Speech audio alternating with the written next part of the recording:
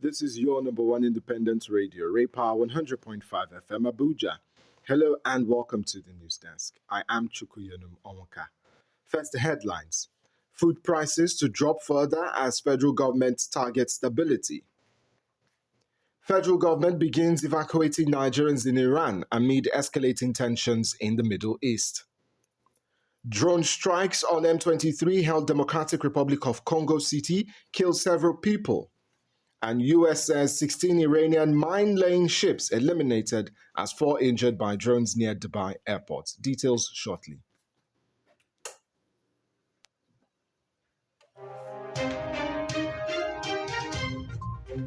As the news drops, it breaks with us. Join us for news on the hour every hour. News desk at 12 noon, Metro News at 4 p.m. Enjoy infotainment, breaking and sports news at their best 24/7. This is Ray Power FM News. And now on the news in detail.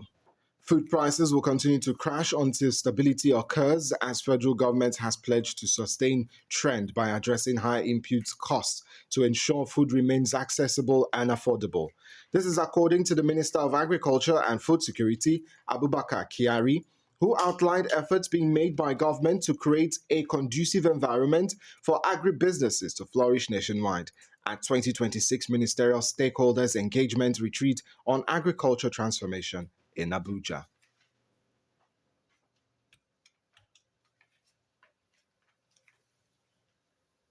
Went further and revealed that the government has distributed. The Minister of Agriculture and Food Security, Abubakar Kyari, went further and revealed that the government has distributed 40 million cocoa seedling to revitalize the country's cocoa industry, released 65 improved crop varieties with enhanced yields, climate resilience and nutritional profiles that are ideal for smallholder farmers and commercial producers. Key achievements include the distribution of over 1.9 million bags of fertilizer to nearly 1 million farmers, promoting sustainable soil management with 12,000 liters of organic fertilizers, and strengthening regulatory frameworks. These reforms, therefore, have laid a durable foundation for inclusive economic expansion. For those who are in doubt, we're seeing that today, for the first time in about 13 years, our foreign reserve has crossed the $50 billion mark. The move is coming on the background, of course, for urgent government intervention and recommendation of minimum support price for key staples, the use of strategic grain reserves to absorb excess supply. That's why we have introduced the Farmer Soil Health Scheme. And the minister has given you the stock scorecard with respect to what is happening. This is also part of the African Union effort to bring soil health to the attention of all countries. And I want to say clearly here that as far as that subject is concerned, Nigeria is actually in the lead in terms of activities and programming dealing with soil health. Ngozi Onyejiak, Abuja. Nigeria's push for food security and stable power supply has received a major boost as the federal government unveils a $500 million sustainable power and irrigation for Nigeria project, just as the World Bank urges authorities to prioritize the economic value of water to strengthen irrigation farming and hydropower generation across the country. Speaking at the flag-off of the project in Abuja, the Minister of Water Resources and Sanitation, Professor Joseph Utsev, said the initiative supported by the World Bank will help boost agricultural productivity and enhance hydropower generation. The Minister of Agriculture and Food Security, Abubakar Kyari, went further and revealed that the government Millions of farmers across Nigeria, the success of each farming season often depends on the mercy of the rains, but that uncertainty may soon ease as the federal government launches a major irrigation and water management initiative aimed at boosting food production and protecting livelihoods. The Minister of Water Resources and Sanitation, Professor Joseph Utsev, while explaining that the program supported by the World Bank with funding of about $500 million, says the Sustainable Power and Irrigation for Nigeria, SPI, SPIN project is designed to strengthen dam safety and improve water resource management to support irrigation and hydropower generation. With increasing climate variability, erratic rainfall patterns, and growing food demand driven by population growth, Nigeria must decisively move beyond dependence on rain-fed agriculture and invest in modern, efficient, and climate-resilient irrigation systems. The SPIN project has been carefully designed to address these challenges through a comprehensive and integrated framework. Speaking at the event, the World Bank's Global Director of Water, Saroj Kumar Jha, emphasized that expanding dam infrastructure and maintaining existing facilities are critical steps toward improving irrigation, farming, and hydropower generation in the country. So my advice and suggestion to everybody is that let's start the narrative on economic value of water when you talk about irrigation. And I think SPIN project here perhaps could be the beginning of that narrative. And Nigeria can show to other countries in Africa why economic value of water conservation can be a game changer. The World Bank Group is here to support you in that journey. The SPIN project is structured around four major components: strengthening institutions responsible for water resources management, modernizing irrigation infrastructure, improving dam safety and operations, and ensuring effective coordination and monitoring of the program. The federal government has started evacuating Nigerians from Iran due to escalating tensions in the Middle East. The evacuation follows coordinated military strikes on Iran by the US and Israel and subsequent retaliatory attacks. Nigerians are being escorted across the Armenian border by embassy officials. Chairman of Nigerians in Diaspora Commission, Abike Dabiri Erewa, says no Nigerian in Iran has been affected so far, and officials are on standby to assist evacuees. The airspace is currently unsafe for repatriating flights, but the government is working on evacuation plans for Nigerians in the Middle East. Nigeria and Ghana have signed an agreement to strengthen search and rescue operations for aircraft in distress. The deal, signed by aviation authorities, aims to improve cooperation and response times in emergencies.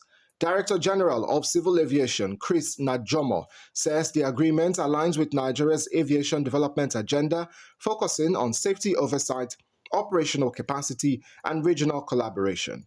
In another development, Enugu Air has received an air operator certificate, allowing it to commence scheduled flights in Nigeria.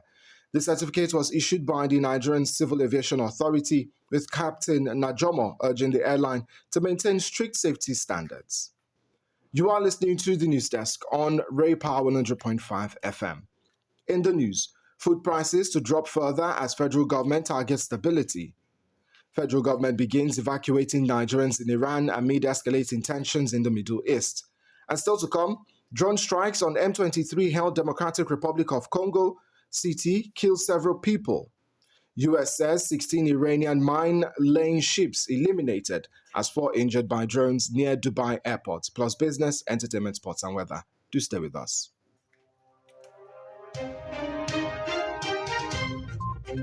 As the news drops, it breaks with us. Join us for news on the hour every hour. News Desk at 12 noon. Metro News at 4 p.m. Enjoy infotainment, breaking and sports news at their best 24/7. This is Ray Power FM News. Airstrikes have killed several people in Goma, a key city in Eastern Democratic Republic of Congo, controlled by Rwanda-backed M23 militia. The strikes, reported overnight this morning, targeted residential neighborhoods, with witnesses describing the sound of bomb blasts and drones. A drone strike hit a UNICEF staff member's residence, with the M23 alleging it was launched by the Congolese army. The government has not commented on the accusations. The toll is not yet official, but humanitarian sources report several buildings hit and people killed. Goma has been a hotspot for violence since the M23 seized the city in 2025, backed by Rwanda. The US military has destroyed 16 Iranian mine-laying vessels in the Strait of Hormuz, following President Trump's warning to Iran not to lay mines in the strategic waterways. 3 commercial ships have been damaged by unknown projectiles in the area. Iran continues to launch strikes across the region, including in Saudi Arabia, the UAE, and Kuwait, with 4 people injured in a drone strike near Dubai Airport. And now, a business update from Ray Power 100 FM. Global oil prices have jumped by 5%, hitting $92.43 per barrel after dropping to $88 per barrel yesterday. This comes as the Middle East crisis continues, with pricing initially hitting over $100 per barrel. Meanwhile, Nigeria's Dangote Petroleum Refinery has cut the price of petrol by 100 naira, selling at 1,075 naira per litre at the gantry, down from 1,175 naira last week. This is entertainment news on Ray Power 100.5 FM. Nigerian socialite Elena Jessica has died following complications from a second Brazilian butt lift (BBL) surgery. According to her sister, Elena underwent liposuction and fat transfer at Cynosure Aesthetic Plastic Surgery in Ikoyi on February 6th. She developed severe pain and high white blood cell count, leading to a blood transfusion. Despite antibiotics and another surgery, her condition didn't improve and she was advised to seek help at Luth. Ray Power Sport. Ahead of the 2026 Nigeria Cricket Federation Women's Invitational Tournament, 24 players are currently camping at the High Performance Center in Benin City, Edo State, battling to secure places in the country's final squad for the championship. After a one-year break, the tournament returns for its 5th edition at the Tafawa Balewa Square Cricket Oval, Lagos, from March 18 to 29. The training camp consists of 8 players seeking their first ever appearance with the female Yellow Greens, while the remaining 16 are regular players who have represented the team since at least 2022. Ray Power weather. Nigeria's weather today is expected to be mostly sunny with a mix of clouds and sun, particularly in Abuja, with maximum daytime temperature of 39 degrees Celsius. In Lagos, temperatures will range from 29 degrees Celsius to 33 degrees with minimal rainfall. And now the last line. In the words of Albert Einstein, German theoretical physicist, in the middle of difficulties lies opportunities. And that's it for the news desk, as produced by Kedonojo Koliko. I am Chukuyenum Onwaka. News on the hour comes up at 1 p.m. You can also listen to us online on Radio Garden, online Radio Box, and tunein.com at Ray Power FM Abuja. Good afternoon. Providing 360 degrees of information and entertainment. Reloaded for today's Niger. Ray Power.